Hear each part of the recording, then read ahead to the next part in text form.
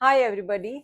सो जैसे कि मैंने आपको इंस्टाग्राम पे प्रॉमिस किया था कि मैं आपको यूट्यूब पे जो है वो कौन से घर होते हैं राशि में और कौन सी राशि के कौन से नंबर होते हैं, इस पे मैं और डिटेल्ड वीडियो बना के दिखाऊंगी। सो चलिए आइए देख लेते हैं कि क्या रहने वाला है इन नंबर्स के साथ और इन हाउसेस के साथ। तो देखिए, ये जितने भी रोमन नंबर्स में लिखे हैं ये सारे के सारे हाउसेज हैं। कोई भी हॉरोस्कोप होगी उसका फर्स्ट हाउस जो है वो यही होगा।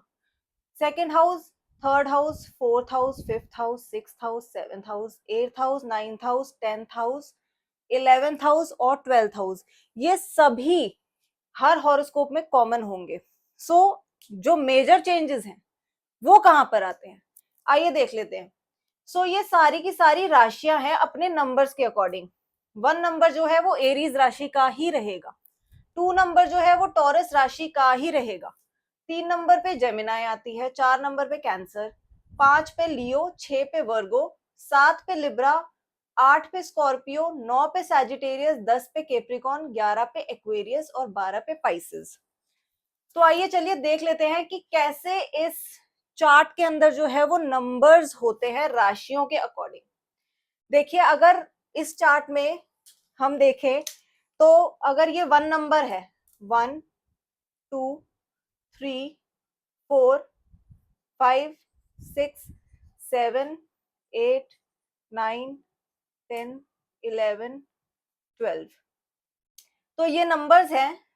यानी कि यहाँ पे फर्स्ट हाउस में इसके एरीज राशि है, दूसरे घर में टॉरस है यानी कि वृषभ राशि है, तीसरे घर में जेमिना यानी कि मिथुन राशि है, चौथे घर में कैंसर यानी कि कर्क राशि, पांचवें घर में लियो यानी कि सिंह राशि, छठे घर में वर्गो यानी कि कन्या राशि, सातवें घर में लिब्रा यानी कि तुला राशि, आठवें घर में, आठवां घर है ना ये, आठवें घर में स्कॉर्पियो यानी कि वृश्चिक राशि, नाइन्थ हाउस में 9 नंबर की राशि यानी कि सैजिटेरियस धनु राशि, टेंथ हाउस में 10 नंबर की राशि है यानी कि केप्रिकॉन मकर राशि, 11वें नंबर के हाउस में एक्वेरियस है, एक्वेरियस तो कुंभ राशि, 11वीं राशि 11वें नंबर के कुंभ राशि,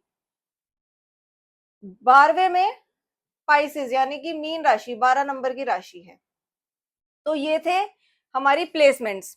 अब जनरली चार्ट्स में होता क्या है कि हाउसेस तो सेम रहते हैं, जैसे ये फर्स्ट हाउस है तो ये फर्स्ट ही रहेगा, ये सेकंड हाउस है तो ये सेकंड ही रहेगा, ये थर्ड हाउस है तो ये थर्ड ही रहेगा। बट जो राशियां होती हैं वो चेंज हो जाती हैं। अब वो कैसे चेंज होती हैं चलिए देख लेते हैं, इसका भी हम एक ट्यूटोरियल देख लेते हैं कि अगर, क्योंकि कोई भी आप हॉरोस्कोप लेंगे उस हॉरोस्कोप में जो है क्या होगा कि आपकी जो फर्स्ट हाउस में राशि होगी वो कभी भी सेम नहीं मिलेगी।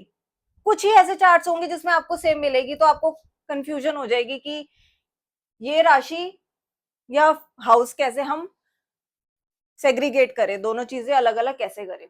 तो देखिए, हाउसेस तो सेम रहते हैं, first second third fourth fifth six seventh eight nine tenth eleven twelfth.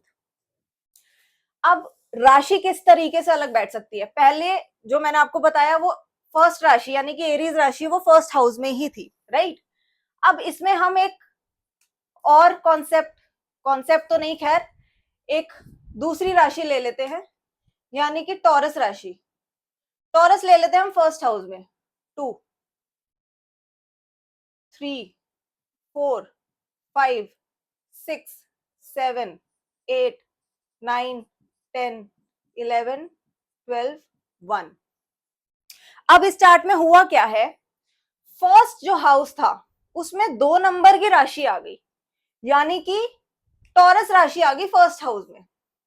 तो 2 नंबर की ये राशि है और यहाँ पे 2 नंबर लिखा है, दैट मीन्स कि ये टॉरस राशि है।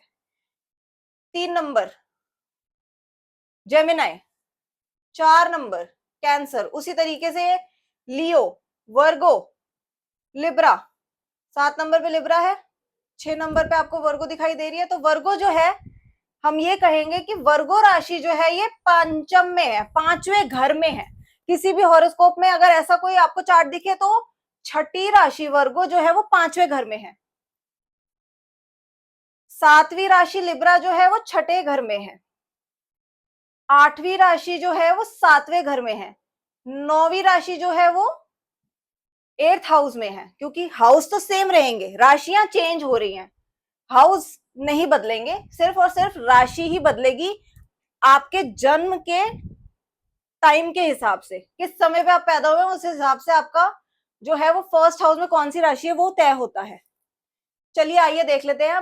10वें घर में 11वीं राशि है, 11वें घर में 12वीं राशि है, तो ये राशि का जो पैटर्न है वो पूरा शिफ्ट हो गया, पूरा का पूरा शिफ्ट हो गया। ऐसा नहीं है कि यहाँ पे 2 नंबर है तो यहाँ 1 लिख देंगे, 2 के बाद 3 ही आएगा, 3 के बाद 4 ही आएगा, तो ये एज इट इज चलेगा। एक और हम एग्जाम्पल ले लेते हैं कि और किस तरीके का चार्ट आ सकता है। तो अभी तक तो मैं आपको 1 और 2 ही समझाया, अब मैं सीधा 5वीं राशि लेती हूँ। मान लीजिए कि 5वीं राशि जो है यानी कि लियो, लियो राशि जो है वो फर्स्ट हाउस में आके बैठ गई। जब भी किसी इंसान का जन्म हुआ उसका, इसको फर्स्ट हाउस को कहते हैं लग्न, लग्न हाउस, तो 5वीं राशि इसके लग्न में आके बैठ गई यानी कि फर्स्ट हाउस में आके बैठ गई। तो जनरली आपने सुना होगा एस्ट्रोलॉजर्स को कि लग्न कौन सा है, लग्न कौन सा है, तो लग्न जो है इसका लियो का हो गया, सिंह लग्न हो गया।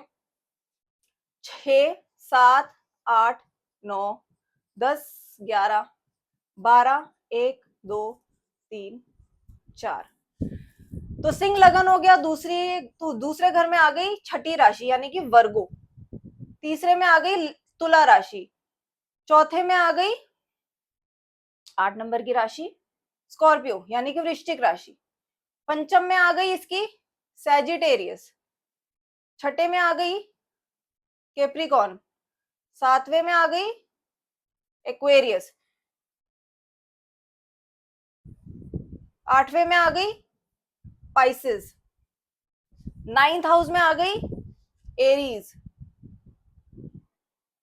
10th हाउस में आ गई 2 नंबर की राशि टॉरस, 11th हाउस में आ गई जेमिनाई, 3 नंबर की राशि है ना ये, और 12th हाउस फाइनल हाउस में आ गई 4 नंबर की राशि कैंसर, और फिर जो है ये 5 नंबर की राशि पहले घर में।